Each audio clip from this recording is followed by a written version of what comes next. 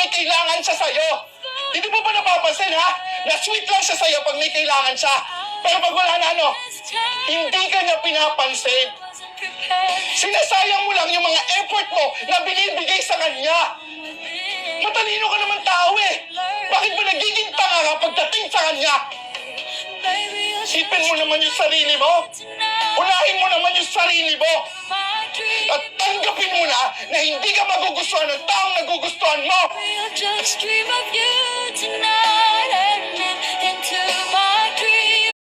Hindi ka nga na gusto. Ini-entertain ka lang niya kasi may kailangan siya sa'yo. Hindi mo ba napapansin, ha? Na sweet lang siya sa'yo pag may kailangan siya. Pero pag wala na hindi ka niya pinapansin. Sinasayang mo lang yung mga effort mo na binibigay sa kanya. Matalino ka naman tao eh.